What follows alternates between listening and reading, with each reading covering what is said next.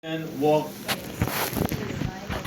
in the Spirit, and ye shall not gratify the works of the flesh or fulfill the works of the flesh.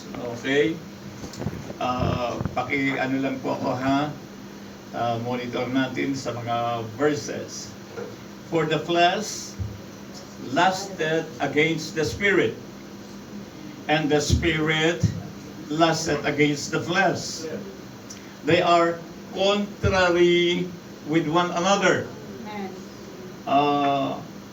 Tapos ano yung sabi niya doon? Please? Yes. Look at that. Yung mga bagay na gusto mong gawin, hindi mo magawa. Yan yung Romans chapter 7. Bakit? Kasi there is conflict inside of you. Right?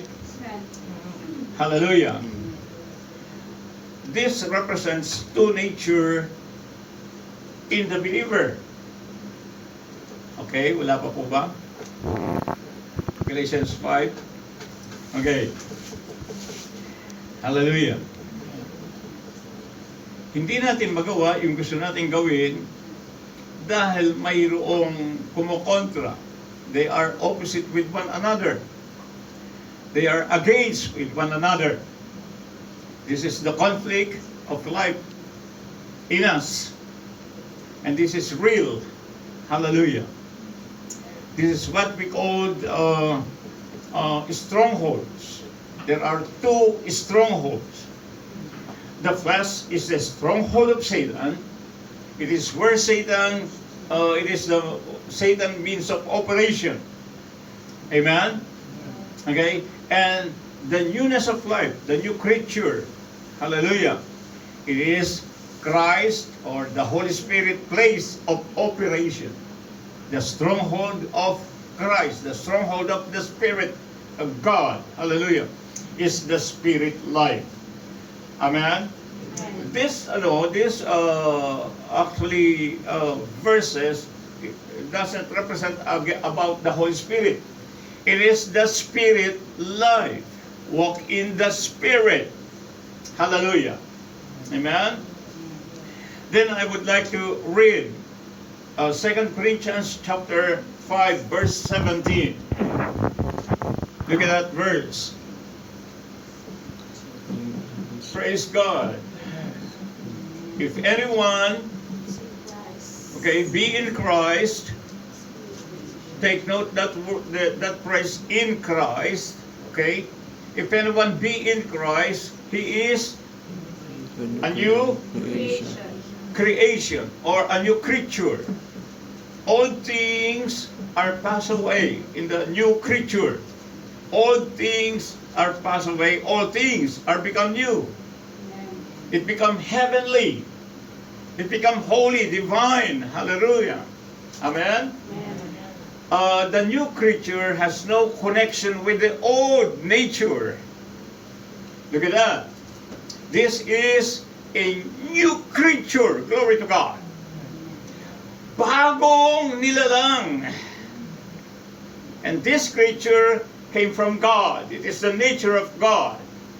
There are two nature. The carnal or the Adamic nature, which is sinful in nature. Amen? And the new creature, glory to God. Hallelujah. Amen. New creature. The old creature, which is Adamic and sinful in nature, and the new creature is another creature. Amen. And this creature is holy and divine. You have that too in you. Purihin ang Panginoon. Wow! It's up to us kung saan tayo lalakad. Tama o tama? O baka may tama. Hallelujah. So praise the name of Jesus. Another thing, another verse. 1 John chapter 3. 1 John chapter 3 verse 9. Okay? Hallelujah. Amen. Oh, Basahin ko pa. hindi kaya ng monitor. Yung sayang. Okay. Kailangan ko pa naman yan. Please. Hindi ko kabisado itong yung ano. Okay. Okay. Verse 9. Para magkasambay ka. Whosoever. Okay, look at this. Okay, ayun lang. Pakibigyan mo ko ng King James Version, please.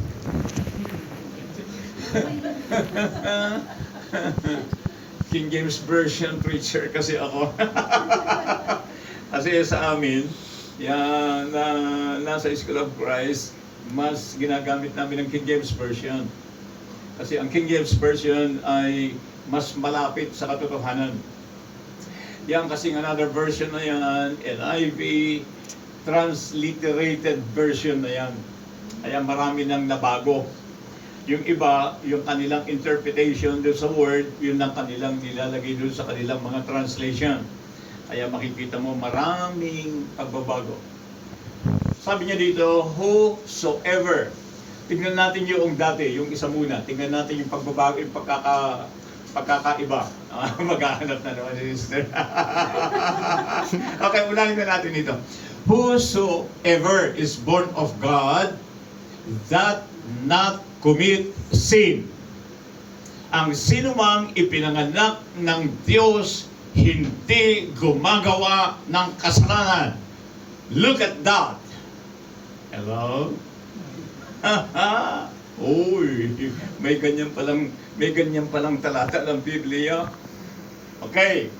For his seed, life remaineth in him, and he cannot sin, because he is born of God. Hallelujah. Ipinanganak ng Diyos, born of God. Galing sa Diyos ang kanyang buhay. Can we say amen to that? Amen. Tignan niyo yung pagkakaiba doon sa another version. Tignan niyo malaking pagkakaiba. Hallelujah. No one is born of God will continue to sin. Look at that. They cannot go on sinning because they have been born of God. Hindi nagpapatuloy sa kasalanan. Malaki ng pagkakaiba, di ba? Dito, sabi niya, ang ipinanganak ng Diyos, hindi nagkakasala. Ang other version, hindi nagpapatuloy. Okay?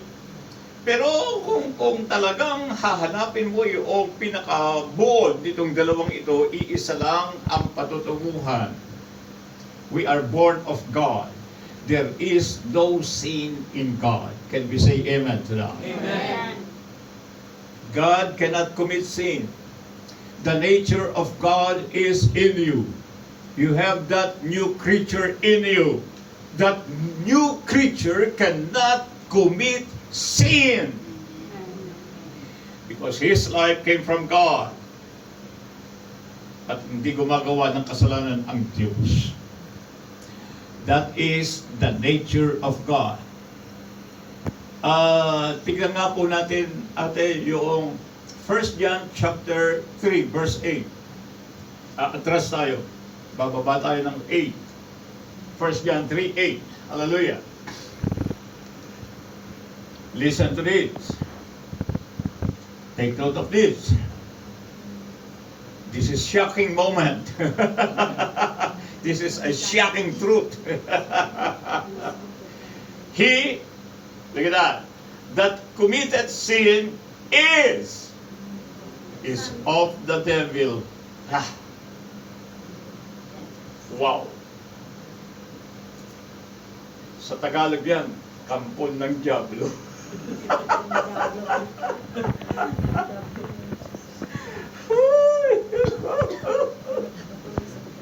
Yun daw gumagawa ng mga ng kasalanan, mga kampon ng diablo.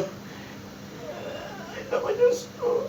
Ulit naman may ganito ang Biblia. Tayo po ba ay gumagawa ng kasalanan? Walang gusto magamit. Of course, yes. Nagkakasala pa po ba tayo? Oh yeah. Then what is the Bible is saying? We are of the devil. For the devil sinned from the beginning. That is his nature. Pagka sinabi niyang sinned from the beginning, it is the nature of the devil. For this purpose, glory to God, the Son of God was manifested that He might destroy the works of the devil, which is the nature of the devil, which is the flesh life. There are two life. It is the carnal nature, which is the flesh, okay, the stronghold of Satan, okay, where Satan operates.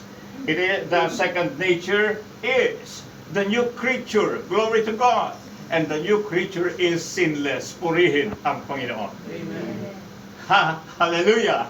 So our word says, walk in the Spirit, walk in the newness of life, walk in the new creature. Glory to God, and ye shall not fulfill, gratify the works of the flesh, because the flesh is of the devil. Look at that. So is that clear to you? Two nature in the believer. You are new creature, you're born of God. Hallelujah. The seed of God, the life of God remaineth in Him. Hindi alis yung life of God in Him. Pero there is another nature. That nature is of the devil. He who sinned is of the devil. Is that clear to you? To nature, there is conflict on this. It is against life and against death.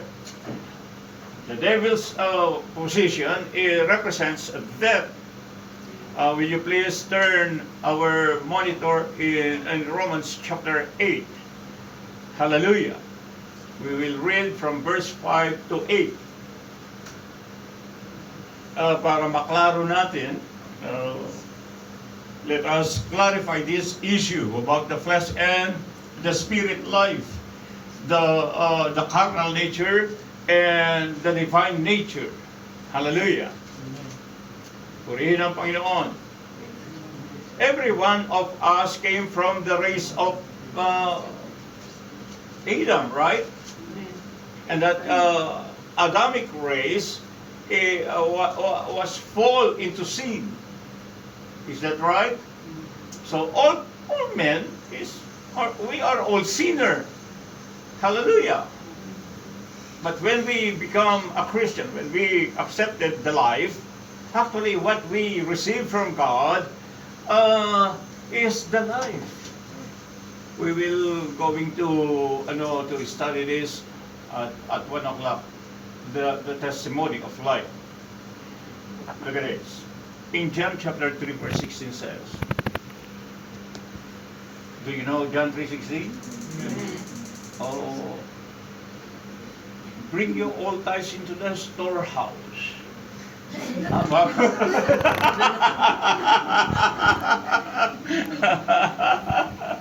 For God so loved the world, He gave His begotten Son, that whosoever believeth in Him should not perish.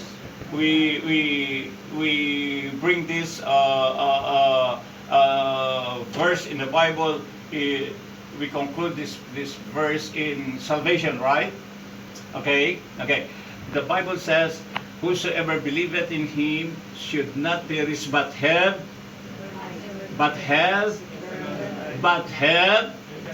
eternal life. What we receive from God, church, is eternal life. Glory to God. While we are here on earth, still living, we have already that eternal life. Hallelujah! Hey, andyan ba kayo? That is what we receive from God, from the Lord Jesus Christ. I am come to give you life. And that life is eternal life. What is that life? It is the kind, it is a kind of life which is in Christ. The same life which is in Christ is the same life we receive from Christ. And that life cannot commit sin. Can we say amen to that? Amen. That is holy, divine. Praise the name of Jesus. Okay. For they that after the flesh, that another kind, do mind the things of the flesh. Ibig sabihin, hindi ka nagiging carnal o hindi ka nagiging flesh life kapag ikaw ay naaakit na gumagawa. Kaya ka naaakit na gumagawa ng ayon sa laman because you are in the flesh. Hello? Because you live in carnal life. But they that are after the Spirit, things of the Spirit. For to be carnally minded is death, but to be spiritually minded is life and peace. Look at that two nature. Glory to God. Hello! Meron talaga? Meron talagang two nature? Meron. Hallelujah! Oh, struggle tayo dyan eh, no? Hindi natin alam, may dalawa pala eh. Kaya pala talagang mag-i-struggle ka. Okay. Okay. Because the carnal mind is enmity against God. This carnal nature is enmity against God. Not God against man, but men against God. Ang ibig sabihin, inaaway ng namumuhay sa laman ang Diyos. The carnal nature is enmity against God. He cannot submit to God. Hindi niya kaya magpasakop sa Diyos. Kaya pala may ganun tayong nature, ano? Kasi sinabi ng salita ng Diyos, bring all your tithes into the storehouse. Ayoko nga. Aawayin niya yung Diyos. Eh, andyan ba kayo? Woo! Hallelujah! Look at that. Neither indeed can be, hindi nga talaga po pwede, hindi maaari. Dahil ang nature na yan, kaaway ng Diyos o inaaway niya ang Diyos. Hindi siya nagpapasakop sa Diyos. Look at that! Ngayon, meron na tayong kasagutan. Bakit sa haba ng ating mga pag-aaral ng salita ng Diyos, hanggang ngayon, hindi natin ipinamumuhay ang salita ng Diyos? Am I right? Hello? Totoo? Hindi kayo maliligtas.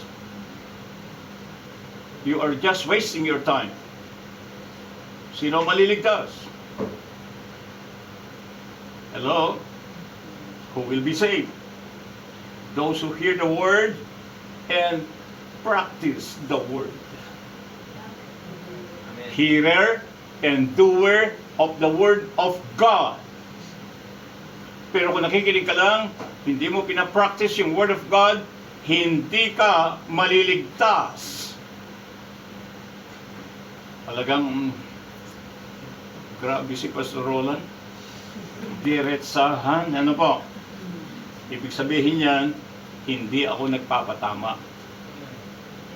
Nananadya po ako. Mas maganda na ito. Magsabi tayo ng katotohanan.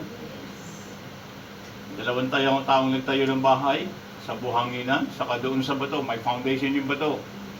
Sila daw yung nakikinig at sumusunod sa salita ng Diyos. Sila yung matatalino. Sila yung maliligtas. Can we say amen to this? Amen. Bakit hindi tayo sumusunod sa salita ng Diyos? Because we are carnals. Verse 6, balik natin sa verse 6, please. For to be carnally minded is death. For they that are after the flesh do mind the things of the flesh, but they that are after the Spirit, things of the Spirit. For to be carnally minded, ang bunga niyan, death. But to be spiritually minded is life and peace. Verse 7. Because the carnal mind is enmity against God, for it is not subject to the law of God, neither indeed can be. So then they that are in the flesh cannot please God. Look at that. You want to please God? You walk in the Spirit life. Amen? If you are walking in the carnal nature cannot please God. You're going to pray to the Father in the name of the Lord Jesus Christ, even though you are praying in Jesus' name, and your opening prayer is Jesus. In the middle of your prayer is Jesus again, and in the last of your prayer is another Jesus. The Lord cannot please with that. Hello. You cannot please God if you are walking in the flesh life, in the carnal nature, because that is living against God. Hello? Is that clear to you, my dear brethren? Amen. Let us change our mind. There must be a transformation by the Word of God in us, inside of us. Hallelujah. Hear and obey. Amen? Oh, glory to God. Grabe ito, mga kapatid. At nandito tayo sa ganitong condition. If you are just hearing the Word of God and there is no application in your life, then that is nothing to God. I like the T-shirt at my back. Jesus is, okay, my God, my King, my Lord, my everything. Bubuin ko yan ng isa lang, Jesus or nothing. Amen. Glory to God. Amen. It must be all in Jesus. Our life must be all in Jesus. Amen. Jesus only. Glory to God. Amen. Hallelujah. You know why? Because the character of Jesus is submitted to the Father. His will, His desire, His all in all, glory to God, is the Father. Hello? It is the character of the Lord Jesus Christ. The new creature is the character of the Lord Jesus Christ. It is the moral and spiritual character of Christ. Then the word says, that pleased the Father. Can we say amen to that? Amen. Look at this. You are praying to the Father, but you are living in the character of Satan. The carnal nature is the character of Satan. Are you with me?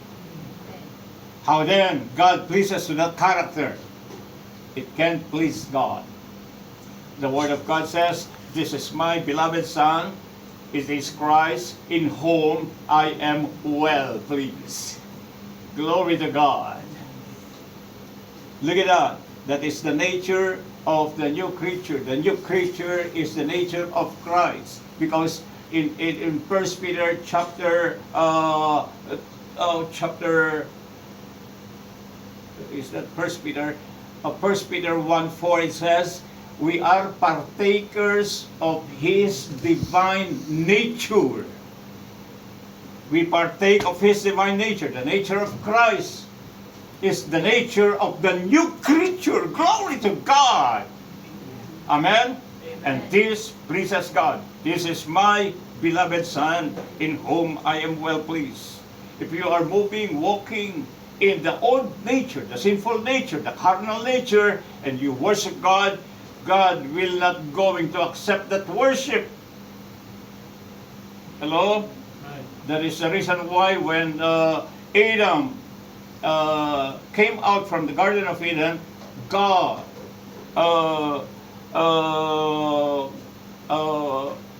bring two cherubim in the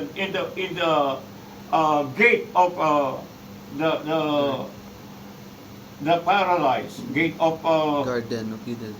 Eden, because they might be come back to the garden, and they eat the fruit, and they will live forever. That's the reason of God for bringing those two in the gate of the garden. It is because that kind of nature cannot accepted by God anymore. the nature of the old man, the Adamic nature, is rejected to God. How then God will going to answer your prayer if you are walking in the nature of Adam? It will not please God. If you worship, nandoon ka sa nature na yon, God will not accept your worship.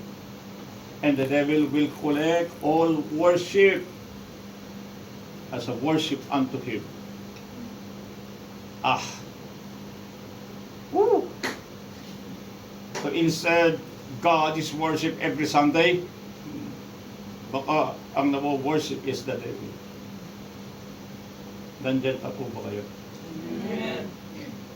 Masakit na. Biro mo. Grabe yung mga born again. They are worshiping Satan. Hello? Nagkakaintindihan po ba tayo? Worship leaders. Your role is so important, my God. You are leading the congregation in worshiping God. Okay? Ooh. I remember David. Every day he went in the temple. Let us go in the house of the Lord with a worship heart, right? But he is an adulterer and a murderer. Going to the church, going to the temple and worship a holy God. How can we worship a holy God on a Sunday morning when we walk in carnality from Monday through Saturday? Hey, are you learning today? How can we worship a holy God while living like the devil from Monday to Saturday? Do you think God will going to accept that worship? Because you use 1 John 1:9? No. These are two natures. Glory to God. The nature of Adam will never be accepted by God. Never again. Hallelujah. Oh, purihin ang Diyos. Hallelujah.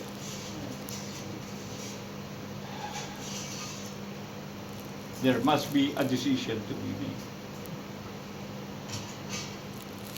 We must make a decision. In Romans chapter 7, from verse 14, please. Hallelujah. Amen. Hallelujah. Romans chapter 7, verse 14.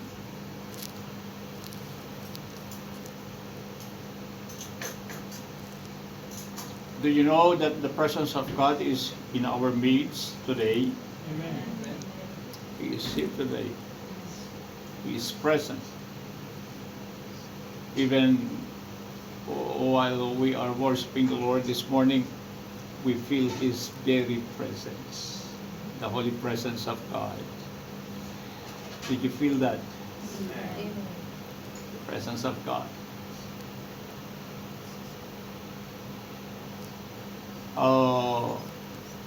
For we know that the law is spiritual, but I am carnal, sold under sin. Continue po yan, please. 14, 15, 16, siguro hanggang verse 23. Okay? 19. Hallelujah. Amen. Mamaya babalikan natin yung Galatians chapter 5.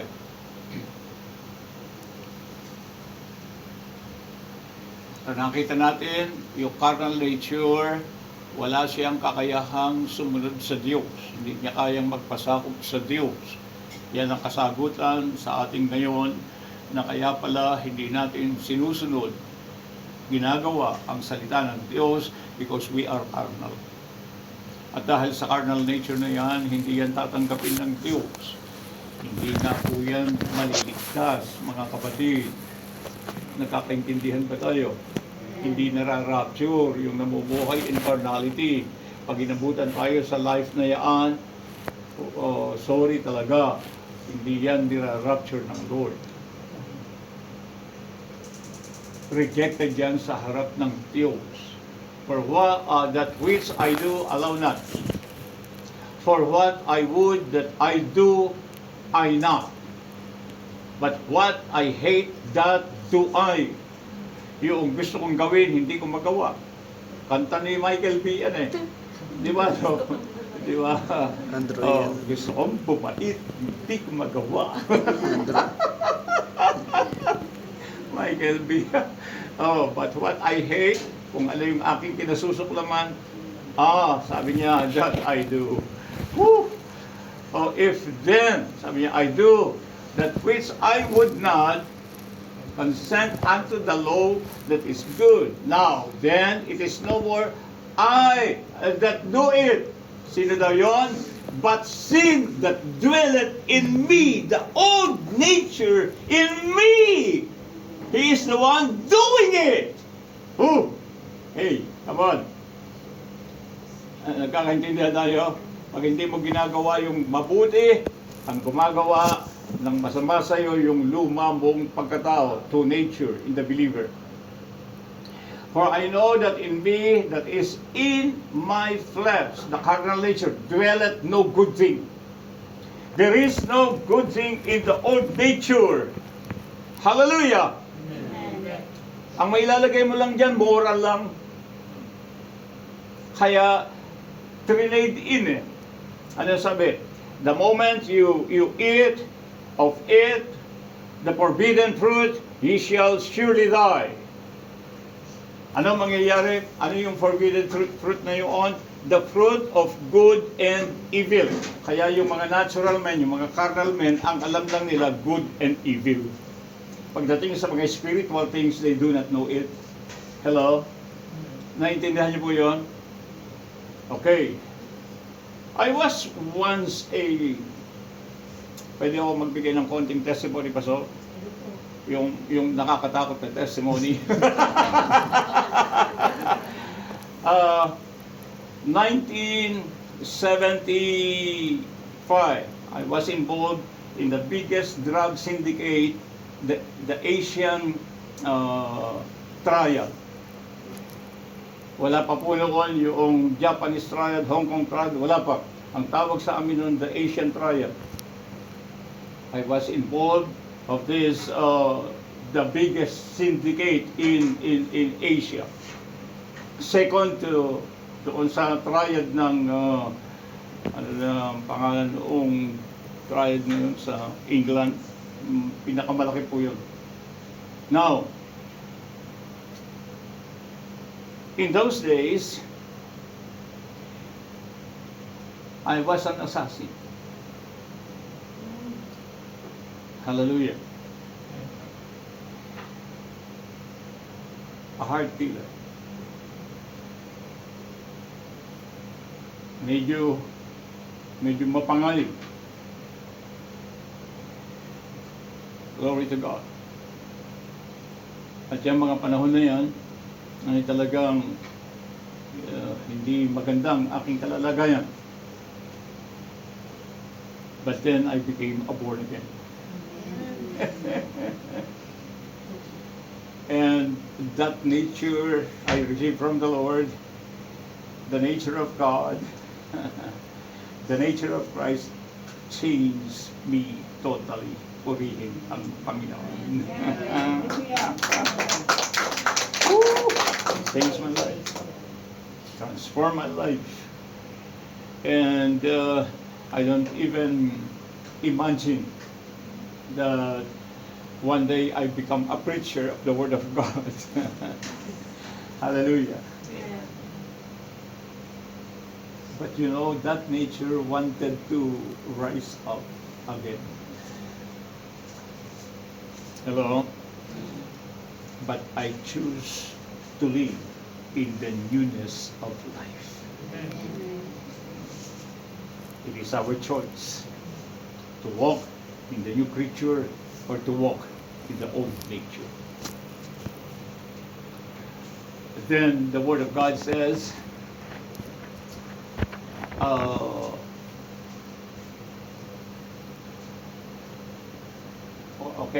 let us continue na lang. For to will is present with me, the will. But how to perform that will which is good, I find none. That is the side of the old man. Okay? From 19, please. 19.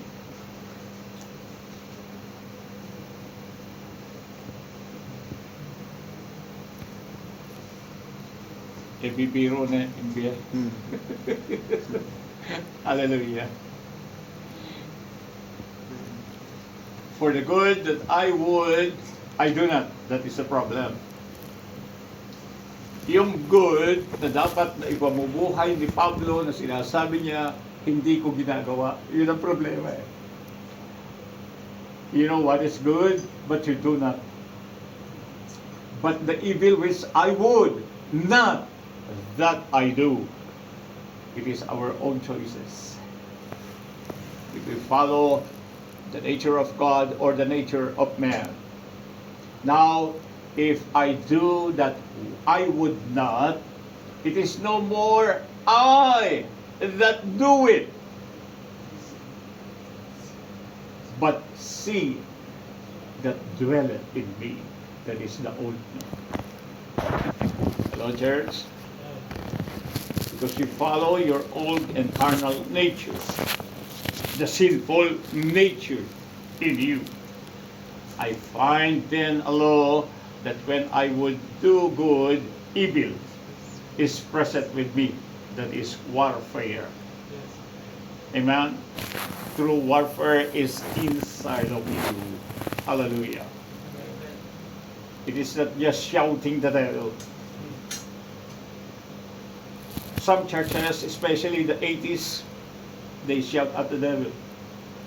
They said, "Come out, devil!" Or sometimes they will binding the devil.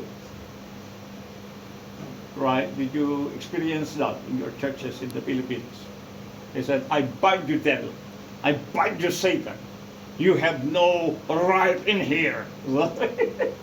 Di ba, no? Tapos sasabihin na, "I command you to get lost!" And the devil will remain. You know why? Because they bind it already. Oh. And then they will going to say, "Get lost." How can the devil get lost while he is binded? That is what they call the spiritual warfare. No, that is not true. Real spiritual warfare is this. Hallelujah. Amen. I find then alone. I would do good, evil is present with me. In verse 22 says, okay, for I delight in the law of God after the inward man. The inward man. Jeremiah 31 to 34 says, I will make a new covenant with my people. And this covenant says, I will put my covenant into their inward part, into the inward man. Glory to God. Hallelujah. In the new creature inside of you. Purihin ang Panginoon. Amen. But I see another law in my members, warring against the law of my mind, and bringing me into captivity to the law of sin, which is my members. Warfare talaga yan, mga kapatid. Oh, wretched men that I am, who shall deliver me from the body of this death. Look at that. There is a body of death inside of you. That is the old man. It is the body of death. To be carnally minded is death. Purihin ang Panginoon. But to be spiritually minded is life and peace. Death represents the character of Satan. Yes. Life and peace represent the character of Christ. Glory to God. Hallelujah. And then in last verse, I thank God through Jesus Christ our Lord. So then with the mind, I myself serve the law of God, but with the flesh, the law of sin. I thank God through Jesus Christ our Lord. Ito yung freedom. Ito yung freedom. Salamat sa Panginoong Hesukristo. Nung natagpuan ko siya, pinili kong mabuhay sa buhay ni Kristo, then nandoon ang tunay na kalayaan. Kaya papasok yan doon sa verse chapter 8, sabi niya, there is now therefore no condemnation to them which are in Christ Jesus. To them who are walking in the Spirit life, you are in Christ. It means, if you are in Christ, you are living in the newness of life. Hallelujah. That is in Christ. In Christ was written in the New Testament more than 100 times.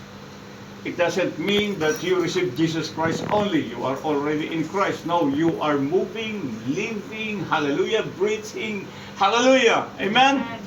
In Christ Jesus. In Him we live, in Him we breathe, in Him we have our being. That is the real meaning of in Christ Jesus. Christ is all in all. Glory to God. Amen. Hallelujah. Oh, hallelujah. Verse chapter 8, please. Verse 1 and 2. Look at this. Verse 1 and 2. Pakisenyosan nyo lang ako, ha? Kung mahaba na yung kailangan ko lang tumigil. Kasi kung hindi nyo ako sesenyosan, hindi talaga ako titigil. At nakalimutan mo na. Salamat sa Panginoon at natapos ko na po ang aking introduction. I finished my introduction, Brother Joshua. Hallelujah. I'm so excited. There is therefore now no condemnation to them which are in Christ Jesus. Are you in Christ? Amen. If you are in Christ, you are walking not after the flesh, but after the Spirit. Is that clear to you? Hallelujah! So, dalawa talaga. Two nature talaga. If you are walking in the flesh, you are not in Christ. If you are walking in the Spirit life, you are in Christ. Then, for the law of the Spirit of life, there is a law of the Spirit of life in Christ Jesus. This law hath made me free from the law of sin and death. Would you like to be free from the law of sin and death? And if the answer is yes, you must learn to walk in the Spirit life. You must learn to walk in Christ Jesus. Can we say amen to that? Amen. Hallelujah. And as we learn the Spirit life, as we learn to move, as we learn to live in the Spirit life, as we learn to live in Christ Jesus, then it is learn to live the newness of life, the new creature. Hallelujah. Then it is no longer you that lives. It is Christ that lives in you. Hallelujah. Amen. Hallelujah. Amen. Oh, glory to God. Glory to God. Then you are spiritual. And if you are spiritual, you have the peace, the righteousness of God, the peace of God, the joy in the Spirit God. Can we say amen to that? Amen. Hallelujah. A young boy in FHL, not Concheck, anak ni Che, Kibu, yung batang guwapo. Oo. Okay. CJ. Yeah. He says to me, Pastor, sabi niya, why are you very happy all the time? Hello? Bakit daw ang saya-saya ng buhay ko? He said to that boy, It is because of the Spirit of God. Hallelujah. Hallelujah. Because I am living in the kingdom of God. Hello? Obeying the word of God. You know, what is the kingdom of God? The kingdom of God is not based on drink nor meat. The kingdom of God is not based on prosperity, money. Hello? The kingdom of God is righteousness and peace and joy in the Holy Ghost. Hallelujah. If you are living the righteous life, it is the life of Christ, you are in the kingdom of God. Amen. Now, let us go back to our original text today, Galatians chapter 5. Okay, maybe around 5 minutes, I am finished on this lesson. Okay, this lesson is an introduction of the whole school of Christ. Purihin ang Panginoon. Amen. Hallelujah. I am very glad because we are now ilan na foundation? We are now in 163 nations in the world, the School of Christ. And the last nation added is the Angolan nation. Angola, Brother Joshua. Are you from the Angola? No. Nigeria. Next will be Nigeria. Hallelujah. Okay. So I say, walk by the Spirit, not the Holy Spirit yan. Kanya lang pagdating sa ibang version, Holy Spirit ang pagkakasulat yan. Yan ang malaking problema sa mga version eh. Yung kanilang understanding, yun ang ilalagay nila. And you will not, look at this, he is talking about two nature. By the Spirit. That Spirit is what, paano ko sasabihin niya? Yung Spirit na yun, ito yung ipinanganak ng Diyos. Ito yung na-born again. Ang na-born again sa atin, hindi yung body, hindi yung soul. It is the spirit life. Hello? Ito yung nagtataglay ng buhay ng Diyos. Kaya hindi na tayo tinatawag na living soul. Quickening spirit. Kasi yung espiritu natin, ito yung binuhay muli. Hallelujah! Ito yung ipinanganak muli. Yan yung sinasabi niyan, the spirit life. Glory to God. Is that clear? Okay. So walk in the Spirit, walk in the newness of life, walk in the new creature, that is the Spirit. And ye shall not fulfill the lust of the flesh. That is only the answer. If you are living in the Spirit life, you do mortify the work of the flesh. For the flesh lusteth against the Spirit, and the Spirit against the flesh. Look at the verses, look at the word. So ang tinutukoy dito, yung context dito, hallelujah, the true nature in the believer. Tama o tama? Hindi Holy Spirit at saka ano, no. Mali yung mga translation. Makikita mo talaga sa ibang translation, Holy Spirit yan eh. Hello? Kaya hindi ako gumagamit ng other translation. Hallelujah. The flesh lusteth against the Spirit, and the Spirit man against the flesh man. The Adamic nature. And these are contrary the one to another, so that ye cannot do the things that ye would. There is no middle ground. Amen po? No middle ground. It's only spirit or flesh, flesh or spirit, carnal or spiritual.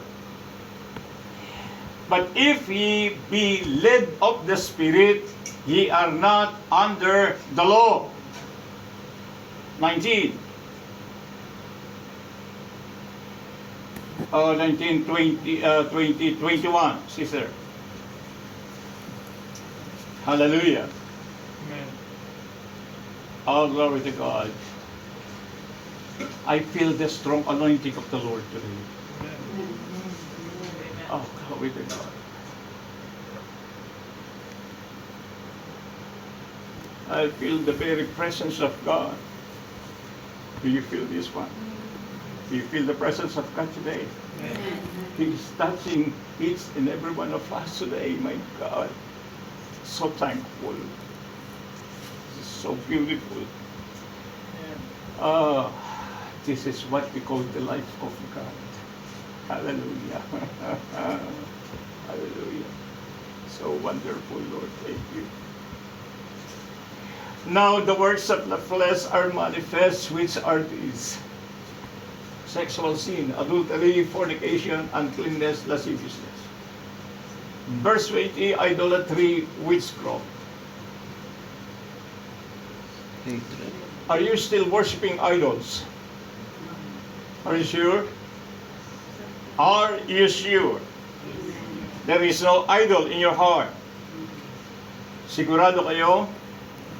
How about witchcraft? Wala bang mangkukulam dito? Pastor, wala bang mangkukulam dito, Pastor? Wala. Sa FHL, marami.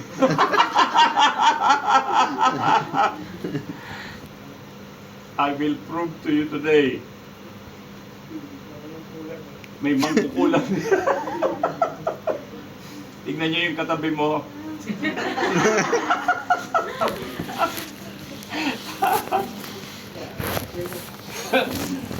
Gusto niyo ituloy ko pa ito? 15. Okay. Sister, bigyan mo ako ng... huli na ito, huli na ito. 1 Samuel chapter 15, verse 23. I will show you that there are witchcraft inside the church. Hallelujah. Woo! Pero babalikan natin yan, sister. Babalikan natin yan. 1 Samuel chapter 15, verse 23. 15, 1-5. Glory to God. Oh my God. Oh Lord. But I would like to share this with the love of God. Yes. Amen. Hallelujah. Hallelujah. Nakita mo na? Nakita niyo na? Pakibasa po, please. For rebellion. What is rebellion? Disobedience.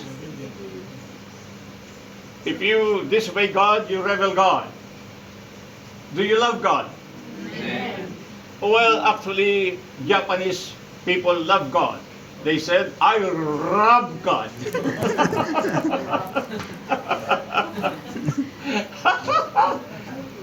Rebellion, disobedience, is as the sin of witchcraft.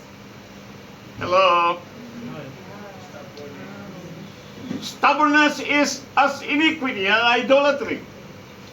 Yang dalawang yaan ang pinaka dinidisobey ng mga born-again people is the tithes.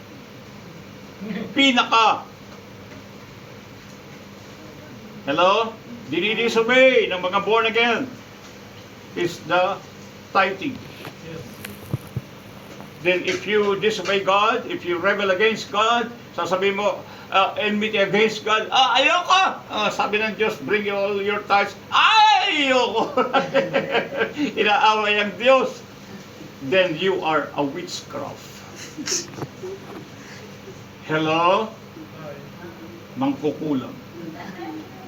Wala bang mangkukulam dito? Kayo nang makakasagot niya. Hindi ako nagpapatama. Talagang pinatatamaan ko kayo. Para mabago yung buhay natin. Amen? Kahit na lagi na lang yung si Brother Joshua kanina, sinishare niya about tithing. Laging ganun eh. Every Sunday, mayroong nag-exhort about giving and tithing. Pero dahil stubborn yung mga born again, stubborn talaga. Alam niyo ang ibig sabihin nun? That is idolatry. You cannot serve two masters. You cannot serve two God. You cannot serve God and mammon. The mammon God is money. The money God was named Mammon in the Bible. Jesus Christ named this idol, the Mammon God. It's either you love the other one and you hate the other. Look at that. Mamahalin mo yung isa, kamumuhian mo yung isa. And this is the real meaning of that. Those who do not bring their tithes, those who do not give their tithes, those who withhold their tithes, they love mammon and they hate God.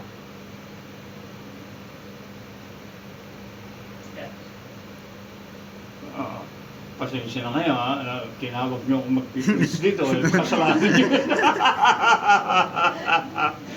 Hey, do you love God? Amen. Or do you rob God? Hello?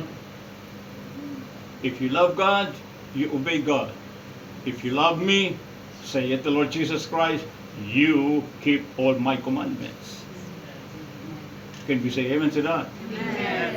If you love Him, you trust Him. If you trust Him, you obey Him. That is faith. Is that clear to you? Amen. Hallelujah. Hallelujah. So ituloy natin Galatians. Wow! Grabe ito. Nakakatakot. May mga mangkukulam pala sa loob ng church. May mga idolater pala sa loob ng church. Hello? Tignan mo nga yung katabi mo kung isa siya sa mga yan. Woo! Hallelujah! My God. Putulin natin itong ganitong mga bagay sa loob ng church. We are children of God. We are obedient children of God. Amen? We are not children of disobedience. Amen? Hallelujah. So, meron pang isa. The Lord will come to a glorious church. A church without blemish, without wrinkle, without spot. Hey, are you listening to me? A church without flesh, purihin ang Panginoon. Gusto niyo makita yon? Ephesians chapter 5 verse 27. Mas mabilis diyan. Huwag niyo nang alisin dito. Ephesians 5:27. Yung church na ira-rapture ni Lord, no blemish, no wrinkles, no spot church, glorious church, purihin ang Panginoon. No flesh, no flesh. Hallelujah! Amen.